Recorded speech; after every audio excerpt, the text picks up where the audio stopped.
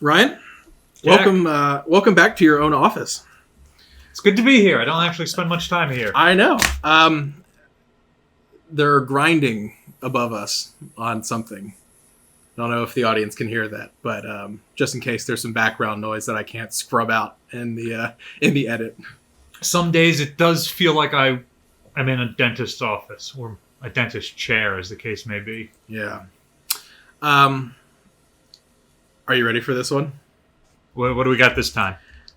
So last January, when you visited me in Annapolis, when we did the first 4 episodes of In your office that did not sound like a dental office. Yes, we did the 3rd episode out of 4 was a little program called "Is the Iowa Class Overrated?" And that particular episode has proved to be the one of the most popular of this channel. It also has the tendency to make a lot of people angry.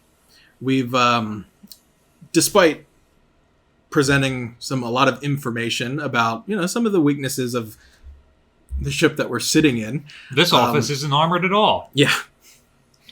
The belt armor is right here. But down there. But down there, somewhere.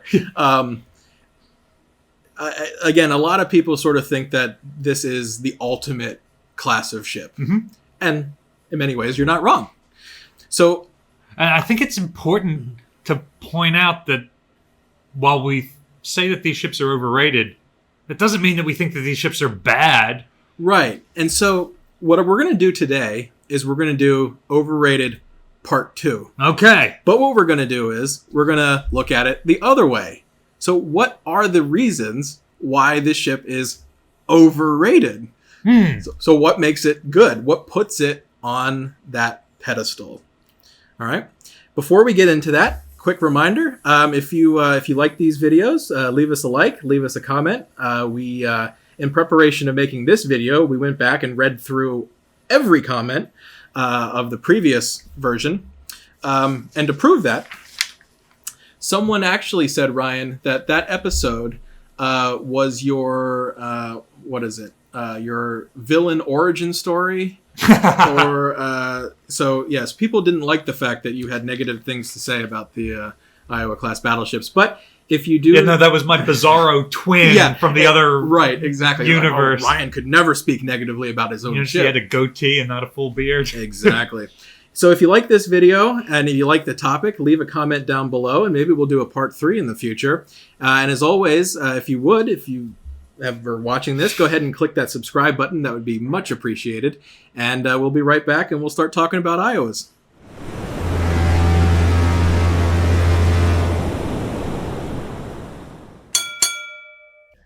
So part 1 is things we don't like about them or think that are overrated. Part 2 is things that we think gain them that reputation as being overrated. Part 3 is going to be things that are just neutral and people don't talk about one way or the other. Oh, I don't know. Maybe we'll come full circle and do what people don't like again or something. Sequel. Maybe by the time you come back from dry dock, I'll have some things to say. You'll have found something. You'll say, you know what? I don't like that.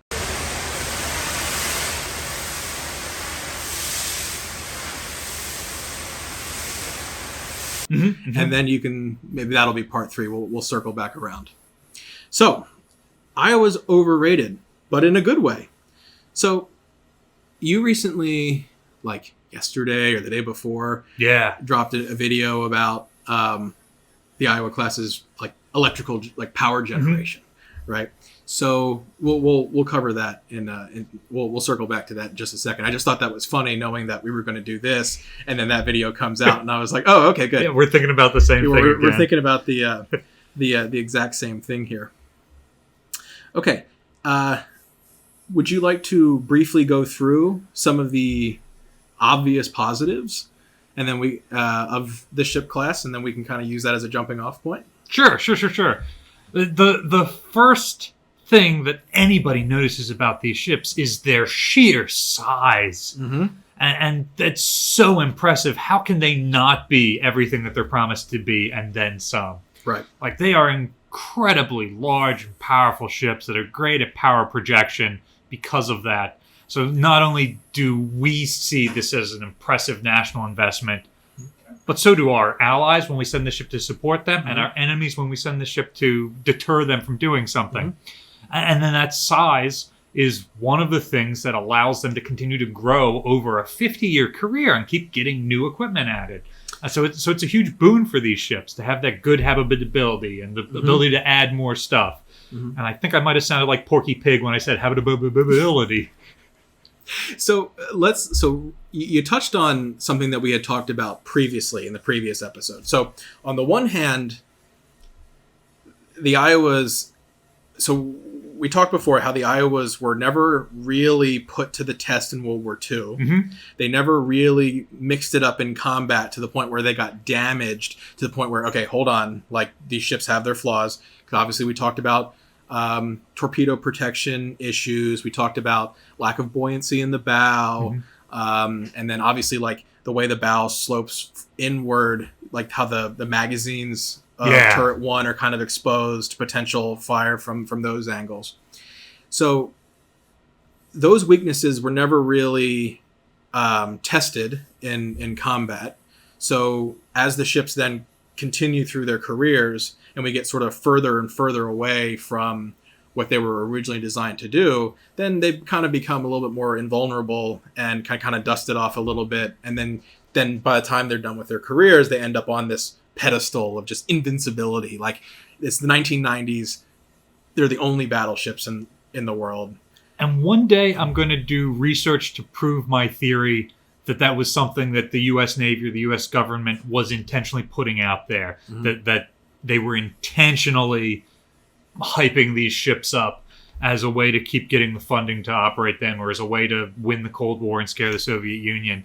And right now, that's just a theory that I say because they really do make some wild claims about these ships in the 80s that they don't make in the 40s. Like what? Oh, their invulnerability. Oh, sure. There's nothing that the Soviet Union has that can sink these things. The Soviet Union has a lot of very capable submarines, and we were very aware that the torpedo defense on this ship was not adequate because during the design phase, they changed some major things. And then in Illinois and Kentucky, they were changing still more things, and they still weren't happy with where they were. But it was, well, we've got this design, we've got to build this, or we build nothing. Yeah. Well, if you're ever interested, Norman Polmar, who is a Naval Institute Press author and a sort of a world expert on Russian Cold War submarines. He was given access to things that I don't know why they trusted him, but it was incredible the information that he brought back from these trips to Russia, and he concluded that the Russians really did have better submarines than us in period, and it would have been really interesting to see how New Jersey or Iowa's armor or torpedo protection holds up against a modern, not World War II torpedo, and certainly it's a mission kill. Yeah. Or does the ship sink? It's funny. I recently rewatched like Hunt for Red October. Again, another NIP classic. And be careful, Ryan. There are things in here that don't react well to bullets. Yeah. And there's that scene where he's aboard Enterprise as before he goes to get on Dallas, and they're talking about all these Russian units like heading in. During the night, a line of Russian attack subs have taken up station off every East Coast port. Now we're up here. The New Jersey and her group are moving up the coast, while the Russians, aside from maybe 100 more Barrett Foxtrots, have a row of attack subs, followed by several surface groups. That's an awful lot of firepower. For a rescue team, yes. And they're like, well, we're here, and the New Jersey and her group are here. And, if this goes south, this is going to be the biggest naval battle since Jutland, And I'm thinking, like, oh, yeah, well, what if a bunch of Russian attack submarines just went after New Jersey? And New Jersey was escorted by some of the finest anti-submarine warships the United States produced during the Cold War. But Battle Group Romeo, of which New Jersey is the centerpiece, usually only had 3 or 4 of those sorts of ships. So I have no doubts that a single submarine comes at us that they would have caught it 9 times out of 10. But with what we're looking at there, where these Russian submarines are converting from all across the Atlantic, you certainly have the potential to overwhelm these ships, which was Russia's strategy. Well, they built a lot of attack submarines. They knew that, well, okay, we can't match it on the in terms of surface fleet, but the submarines really, between obviously attack subs and missile submarines and everything else, that was where the real advantage was. So we talked about torpedo protection, but so let's take that aside. What about even with inadequate torpedo protection, they have some of the finest torpedo protection ever developed. Sure, the United States system of layering, a system of voids and fuel tanks in 4 or 5 layers deep. The fact that they're 22 feet deep, it is not entirely adequate for World War II. Large Japanese torpedoes or post-war homing torpedoes. But when this design process starts in the 30s, it's the best in the world. And there are a very small number of ships which I would say have better torpedo protection. Arguably ships like West Virginia, Tennessee, and California that get an extra blister bolted onto an already existing similar torpedo defense have a deeper and therefore better system. But think about how those ships were limited by that torpedo protection. So now you end up with a ship that's like an oval, and the thing's, if it could do 21 knots when it was new, now it's barely making it. I can't make it through the Panama Canal. Yeah. So to be able to have these specifications, certain width, and then without the ridiculous bulges, and still have that same defense, I think certainly very, very strong. And Friedman brings up in U.S. Battleship Illustrated design history that the Navy looked at, there were several people during World War II who thought that this was a problem. So they looked at bulging these ships out, reducing the length, and therefore reducing the speed because you've got a worse length to beam ratio, but adding additional protection, especially around turret 1 where it's weakest. And that would have made a much more survivable battleship. But some of the things that keep these ships relevant are those very things. They can transit the Panama Canal as it is now. The blistered ships like West Virginia, California, Tennessee could not do that after their modernizations. And they still have the high speed that allows them to operate with a battle fleet, the modern fleet. It works in World War II, and that same speed allows them to keep up in the 90s and arguably... it still keeps them competitive in the modern world. Warships are not significantly more than 30 knots. So you just touched on probably my greatest thought about why these ships are as good as they are and why they deserve the reputation that they have is that speed. So you look at the other American fast battleships, and we've talked about this, where, fast battleship is kind of just this new, larger term. So as we get to World War II, well, a lot of battleships become fast battleships. You no longer have the divide between the slower battle line type battleships and battle cruisers that you saw in World War I. So now, I know we talk about the American fast battleships, but even Yamato is doing 27, 28 knots. That's still fairly fast. For a ship of even that size, and that ship has a third less power than these do, and a third more weight to boot. So there's an entirely capable ship. But so you look at the other fast battleships like North Carolina and the South Dakotas. And you say, well, those ships were relatively new at the end of World War II. Why don't you keep those around? And it's just they're not fast enough. They don't have. They're still treaty limited. They're in their displacement, and so they're not big enough to accommodate sort of the. You already mentioned this. These ships are massive. They have all this deck space. They can put on a larger amount of guns, but then also you couldn't put Tomahawks on North Carolina. It would be so much cheaper to reactivate her in the 80s than an Iowa because it's a smaller ship. But where do you put... You'd have to, at the end of the day, you'd end up with this massive reconstruction project. I mean, you'd probably end up scraping off the entire superstructure and starting over again. You might even lose turret 3. You'd pretty much have to, and then that changes your whole weight of the design. It causes all sorts of follow-on problems. So it's the footprint of these ships that really allow them to be adaptable enough to last the 50 or so years, at least up to the 90s.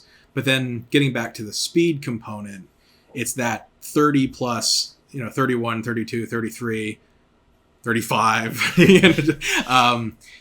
that allows them to stay relevant in a period where ships are naturally getting faster. I mean, I know, think about the first nuclear enterprise. That thing was just absolutely ridiculous in the power and the speed that ship could achieve and maintain. And then having a battleship that like this, where, okay, well, we can keep up to an extent. And so I think the speed is certainly one of the greatest assets of this ship. And it's interesting because they don't use the speed the way it was intended. They never use the speed to turn a battle line in a Jutland-style engagement and be able to cross the T on an enemy because your battle cruisers are able to get ahead of theirs. They don't even use it so much in the 80s and 90s so that she can operate with these fast carriers. And when she's doing what she's supposed to do during that time period, the shore bombardment role, she's doing these really slow racetracks off the coast of Lebanon or wherever. So she doesn't need speed there on station. In many ways, you could reactivate a cheaper battleship to be a shore bombardment unit. Yeah, South Dakota, your 16-inch 45s work the same. Yeah. At the end of the day, it's, yeah. But the Navy knew that they were only going to be able to get a few of these. They only ever had 3 in service at any given time in the 80s. So Wisconsin basically replaces Iowa in 88. The fact that these ships have the speed to go from hotspot to hotspot. In 1983, New Jersey goes from the Philippines to Nicaragua to Lebanon in just a couple of weeks' time as these hotspots pop up throughout the later Cold War and Reagan starting some of these things all over the world. So when you've only got one of these battleships in service at that time, the speed allows her to get from point to point. And she left her escorts behind and just picked up new ones when she got to a new fleet's area of operations. Fine. We're not, no one's shooting at us anyway. So in episode 4, so I know we're doing Iowa's Overrated Part 2, but in episode 4 we said, is the Iowa class battle cruisers? And I think that's the bit of context that ultimately a lot of people forget about when discussing this class of ship. So when we authorize the 2-ocean Navy, Iowa is just a part of this massive fleet. So when you look at it right now, you say, well, the Iowa class is the last battleships. They're the biggest and the heaviest. And so they almost form the sort of this top of the pyramid. Yeah. Which again, then that puts them on that pedestal. But when they're being designed, and certainly when they're being built, they're just a part of this larger fleet. So you get 6 Alaskas, 6 ordered Iowas, and initially 5 ordered Montanas. And and then again, Alaska is just over top of your regular heavy cruiser. Yeah. And so you think about how much, so actually the variation, there's not a lot there because it's between a heavy cruiser, Alaska, an Iowa, and a Montana. The actual step level isn't that high. And you throw in your first 6 fast battleships. Yeah. And they're about the same size as Alaska, similar length, similar displacement. Obviously, some differences in speed and some differences in firepower. But yeah, no, you're using the same exact systems by and large, and you're just plugging in different ones. That this one we're going to highlight speed, and this one we're going to highlight armor, and this one we're going to highlight firepower, and put a 4th turret on there. Exactly.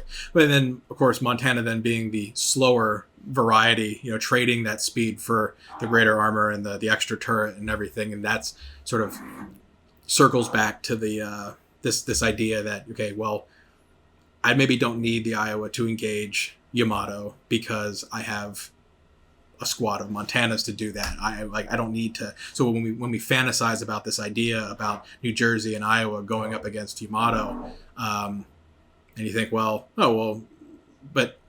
had things played out, that might be completely different. Have we ever asked the question on this channel of, do you think the Iowas would have been in service in the 80s if the Navy could have chosen the Montanas instead? If we built the Montanas in World War II, would we be reactivating the Iowas over time? I think we mentioned had New Jersey or Iowa been slapped by Yamato really hard, they could have finished Kentucky or Illinois, and then had they finished one of those ships, then perhaps they would have gotten rid of Iowa or New Jersey in favor of the revision 3 Iowa design in those in 65 and 66. I don't think we ever did mention though. So what's your thoughts on that? My thought is that the Montanas would be brought back instead of the Iowas. That the few knots of speed isn't that much. A Montana able to do 28 knots is just fine for getting where she needs to get. But it's got more space, so you can put more new stuff on it over time. And most importantly of all, it generates more power. Well, it's just a bigger toy to play with, right? Well, but electrical power, it's got more generators to create electrical power. It generates more power. So that you've got room for more modern systems, more missiles, newer, better radars, better missiles. Yeah. And that's why the Iowas stay competitive as late as they do, is because they produce the most power of any during World War II. Well, if the Montanas had been built, the Montanas produced more. It's by the 80s, these ships didn't have all the generating capability that they needed, but they couldn't add more, so we'll make it work. We won't turn this on at the same time as that. In your generator video that you just put out, you mentioned 10,000 kilowatts? 10,000 kilowatts. 10,000 kilowatts, okay. So you're saying even that by the 80s wasn't enough? As they're adding these new systems, yeah. And then part of the issue was also that we're producing power at 60 hertz. Well, some of these systems like radars and missiles operate at 600 hertz. So then they had to install a trio of generators that could change the power from 60 hertz to 600 hertz to go into... Gotcha. And they needed to take space for that, which meant deleting things that were here previously. Oh, that's an interesting thought. Okay. Is that sort of similar on the lines to increasing the boiler pressure over the years? Didn't they go from 600 to 1200? Or well, the Navy in general does that. The Iowas are 600 throughout their careers. Oh, the entire time. Okay. But they're 600-pound ships in an era where other steam turbine ships have gone to 1200. Okay, I got you. Okay, so, okay. I didn't realize that. Yeah, that's a good point about Montana. I watched that video of yours about that, and that still blows me away. And what was that fact about how many electric motors does this ship have? We were built with over 900, and they've added more over the ship's career, so we're probably somewhere around 1,000. I haven't gone around and counted them all yet. Maybe later today. Maybe. So obviously you need a lot of, and then for reference, like KGV. What was the power output of KGV? It was less than a third of what the Iowas produce, because so many of the turret rotating systems where the Iowas use electric motors, they're still using steam. And likewise Yamato, because she starts off with the British design Genesis Congo class. That's very true. So they're using a lot of steam stuff. So they're each making 3,000 or 4,000 kilowatts at the time when we're making 10,000. So even if your Iowa survives World War II, or there's a will in Great Britain to maintain a battleship in the 80s, I don't know that ship has the power generating capabilities to get these new systems like radars and missiles. So you think then that if the Navy had built Montanas, that and presented with the idea of bringing either an Iowa or a Montana back, they would definitely go with the Montana just because it has the space for more stuff and the electrical power to run said stuff, versus this is a physically larger ship that costs more to operate, larger crew, and maybe I don't really need 12 16-inch guns. Like Let's not talk about removing turrets. It kind of triggers me when we talk about removing turrets. But the Navy looked at bringing back either the Des Moines class or the Iowa class, and they went with the larger, more expensive option because it was more capable, more power, more armor, more capacity for missiles. Right.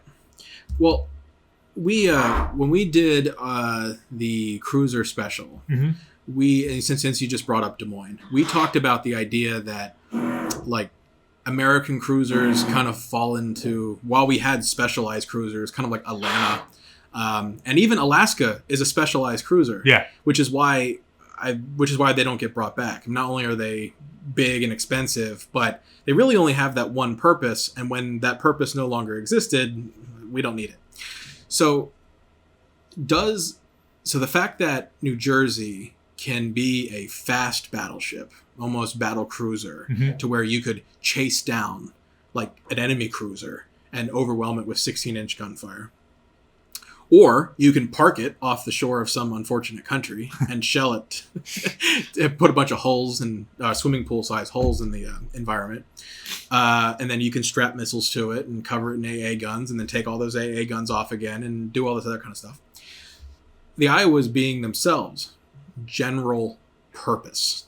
This idea of a general purpose ship, and the fact that they can be adapted one way, adapted the other way, and then that makes them more appealing to the budget committee, because they can go, okay, well, we'll pay to refurb this thing, whatever. This is true. They've got big guns. They're not the biggest ever, but they're big enough. They've got good armor. It's not the best ever. It certainly has flaws, but it's better than what anyone else has at that time. So that's pretty good. That's pretty good. It's got good speed. Again, it is the fastest ever for a battleship, but there's almost certainly ships that exist now that are nearly as large and just as fast or faster. But, it can go anywhere, do anything. It's got room to do more. I think you're on a point there. And my response to your Montana theory would be, yes, Montana has more deck space, and there might be more space to put stuff, and they might generate more electricity. But as we are sitting in this testament to what these classes could do, that didn't stop these ships from doing their job. And so my thought is, if we proved that we could do it here, and they could achieve the mission, then someone says, well, Montana having that fourth turret and those 3 extra guns and that extra armor and without the speed, that sends them off the general purpose path a little bit, and you are now like battle line battleship.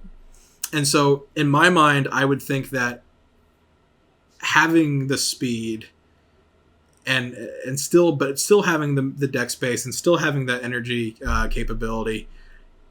See, my answer would be, I don't think Montana would be brought back. I suspect that had we built Montanas, then the Iowas would never be reactivated in the 50s. So we'd bring back Montana because it was bigger and more powerful. And then because that was the more modern ship, that's probably the one that's brought back for Vietnam. And then in the 80s, so you're just saying, we've always made this decision, so it would just kind of like snowball to the point where then you were just left with Montana just because that was the biggest. Exactly. And we wouldn't think of the Iowa class as being overrated or being good at this or bad at this, because they are just another step there. They're not the top of the pyramid. And then the Montanas are the top of the pyramid. And we're sitting right now, we you're Ryan Zismansky, curator of Battleship Ohio Museum and Memorial. Yeah, no. Coming to you from Billings, Montana. This is the USS Montana Museum. Which it's not really. It's a building in the middle of a field on the side of a mountain. No. We're going to dredge a canal from the Great Lakes all the way. Yeah, exactly. So, okay. We'll do like U-505 and put it on a flatbed and truck it to Billings. Yeah, that'll work. Yeah, that'll work. Yeah, those mountain passes will have no problems taking your 900 foot or right? Yeah. Something ridiculous. They couldn't go through the Panama Canal, right? No, they were at that point the design had gotten too big. The intention was that we were going to build a bigger canal, And that canal would be of able course. to accommodate the Montanas, the Midways, and that next generation of ships that we were projecting. And then, as it turned out, we were able to project power with single capital ship task forces, a carrier task force in this case. So we can just put one of those all over the world. We don't need a whole battle group with X number of battleships in it or X number of carriers in it to project power. So we don't need to have a canal to allow these ships to transit from one ocean to the other frequently. Very true. We're working on.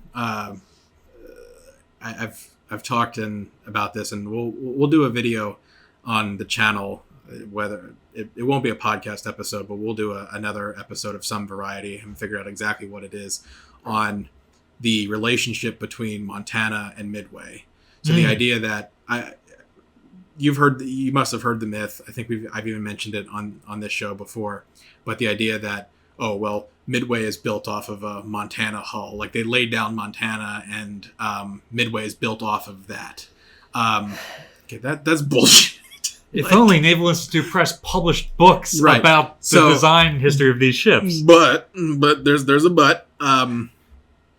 As we mentioned in our West Virginia video, when they canceled the Montana class, that allowed the Navy to legally assign that tonnage to another project. And in this case, that project became the Midway class carriers. So they're like, well, we're not going to build the top of the pyramid battleship. We're going to build the top of the pyramid carrier. We're going to build a carrier above the top of the pyramid. And obviously, if the Navy had already allocated, because of a long lead time items like armaments and machinery and things like that, before you even lay down the keel, obviously there was a lot of material that already had been assigned to the Montana class. So that's why, and this is why I assume Midway comes out of the yard with all of Montana's 5-inch 54s strapped down the side, in a really stupid looking fashion, because it's like they have absolutely no purpose. It's like they're not on the deck. The angles are dumb. It's just, I think they're there because the Navy said, we have to use this because we paid for it, and we traded, BB 50 or 67 for Midway, and so now we have to do it. So in order to appease Congress, here, look, we use the engines and the metal and the guns and all this stuff. Cool. Sailed around a little bit. War's over. I scrape all that off. I'm like, okay, we're good.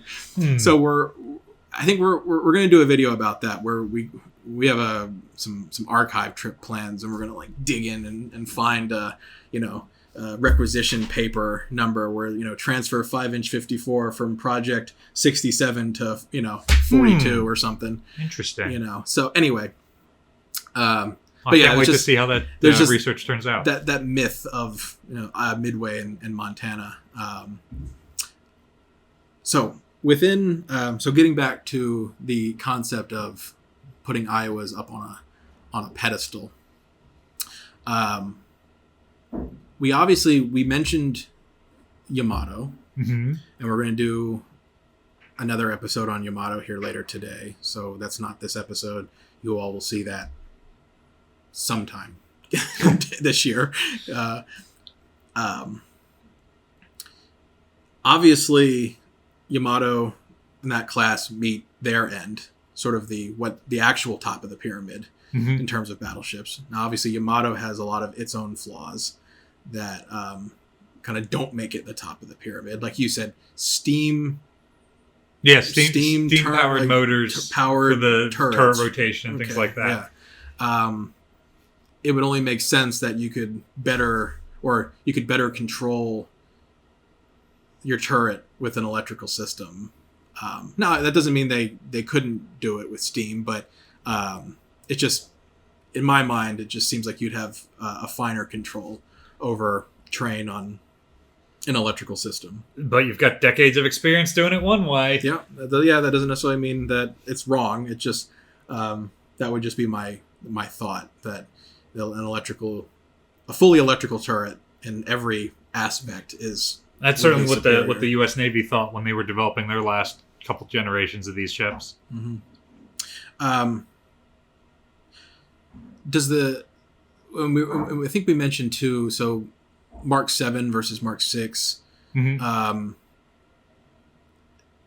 The Mark 7 gun, I think, obviously in period against a ship like Yamato, I think definitely holds up. Mm-hmm. You don't necessarily need the larger gun caliber. Like the Navy experimented with 457, like 18-inch exactly. Yeah. The Japanese had a tendency to round up. That's why you got 410 and 460. Yeah. But yeah, so the U.S. Navy experimented with 457, did a bunch of tests, decided, it's not worth the extra weight and the extra everything associated with the larger shell. So we'll just beef up the Mark 6 and go Mark 7. Mm-hmm. But like you said, when you're shore bombarding a coast, what's the point? Yeah.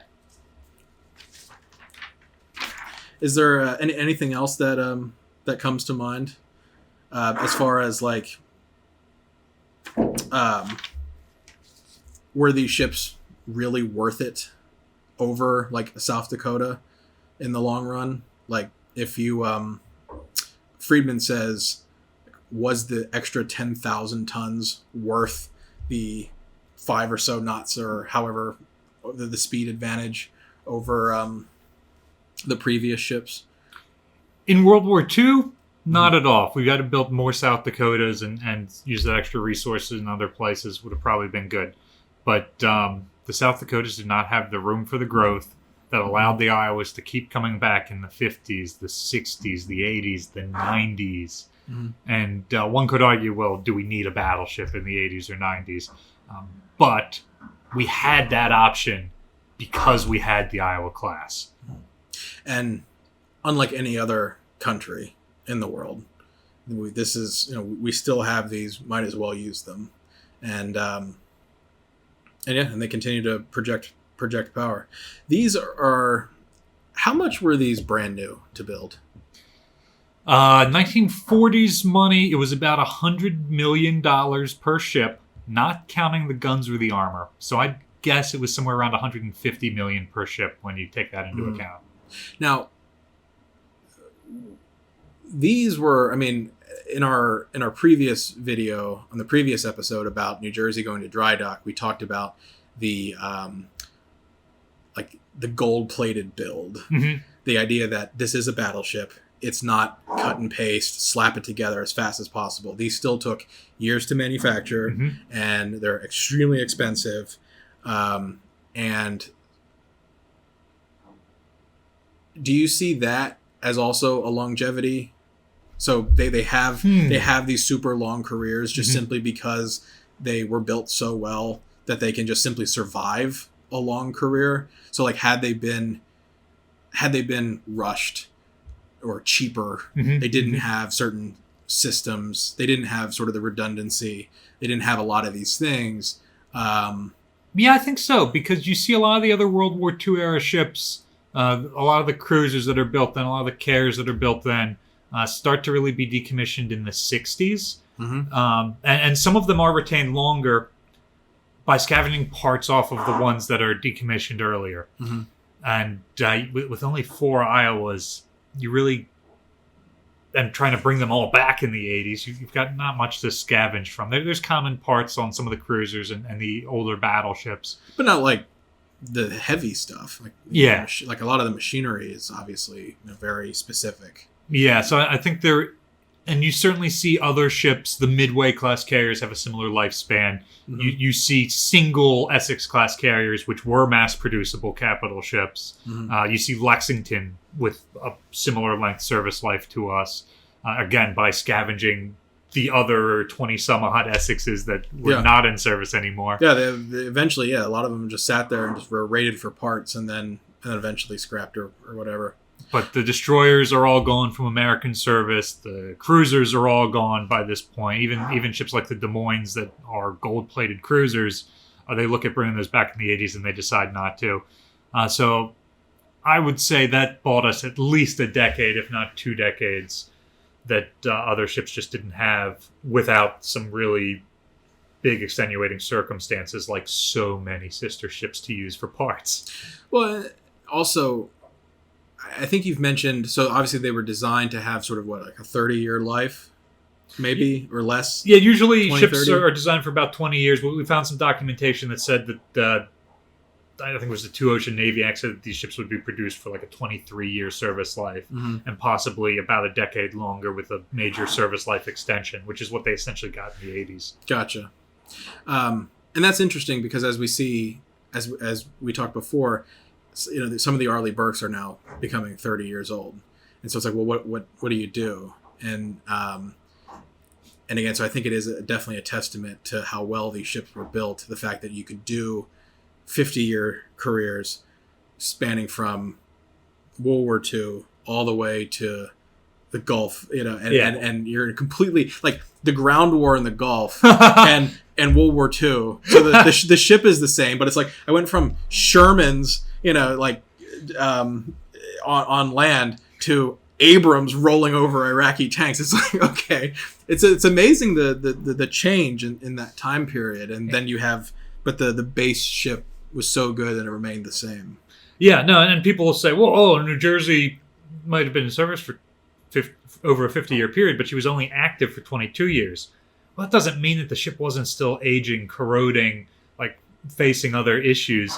The fact that she was able to age well enough that they could keep reactivating her. Yeah, simply like the machinery didn't wear out. Like, oh, we need new turbines. Like we need a new reduction gear, box or whatever. It's like, well, good luck cutting a hole in the side of the ship to get that thing out. Yeah. And so the fact that the machinery didn't wear out, so you can say, okay, that's good. Obviously you can always get smaller parts here and there, but you're not doing a full engine replacement. And then you're right, basic corrosion. Like the structure here didn't fail. Although there's some ginormous crack down here. Now I think.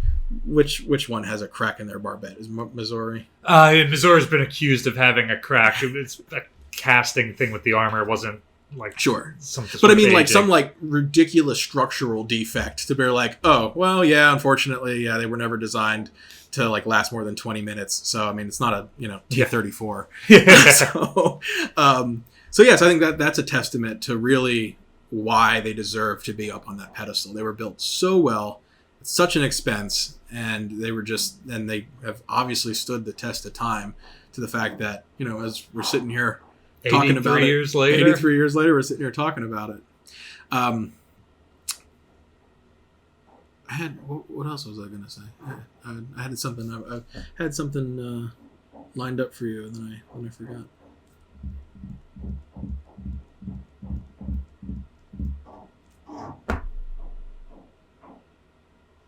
So this has been Good Ryan's rebuttal to Bizarro Ryan's things he hates about Iowa-class battleships.